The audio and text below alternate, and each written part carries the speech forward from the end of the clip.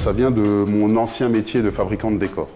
J'avais souvent des problèmes de finition, de choses comme ça, et donc du coup j'ai eu l'idée d'utiliser le recouvrement avec des objets, et notamment les jouets, parce que c'est des souvenirs d'enfance, hein, et du coup je trouvais ça très ludique et très sympa dans la diversité de couleurs. J'ai travaillé dans un théâtre et j'ai toujours été attiré par les décors et par les grands volumes.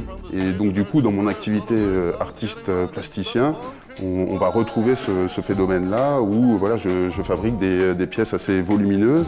Je me souviens d'une fois où j'avais visité un parc d'attractions avec mes parents où tout était agrandi en fait, hein. C'était des chaises géantes, des lampadaires géantes, comme si on était un Lilliputien dans un monde de géants, et j'ai dû être marqué par ça.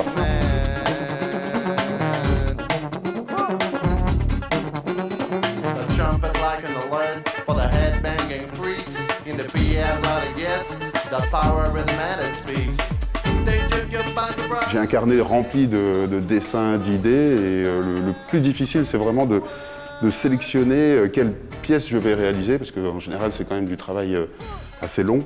Mais souvent, le départ, en tout cas, c'est en fonction des objets que j'ai en stock ou que j'achète. J'ai beaucoup d'amis avec beaucoup d'enfants, mais je récupère de cette manière-là. Mais sinon, je fais les brocantes, j'achète les jouets, les petites voitures, les petits soldats pour la grenade. Je suis obligé de les acheter, hein, parce que c'est des grandes quantités. Pour la basket, il y a environ 10 000 petits objets, donc ça fait beaucoup.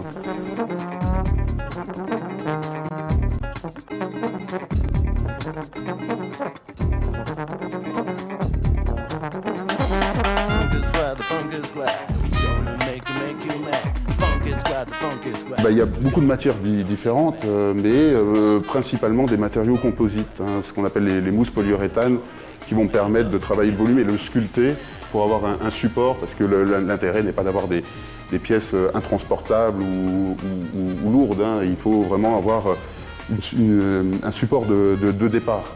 L'histoire de cet ours, c'est une pièce que j'ai réalisée pour être touchée. Cette pièce-là, je l'ai exposée donc au salon Armu à Metz, qui s'est déroulé il y a 2 mois. Et effectivement, j'ai eu le premier prix. C'était une vraie surprise. Mais en même temps, j'ai vite compris que l'ourson avait un énorme capital sympathie.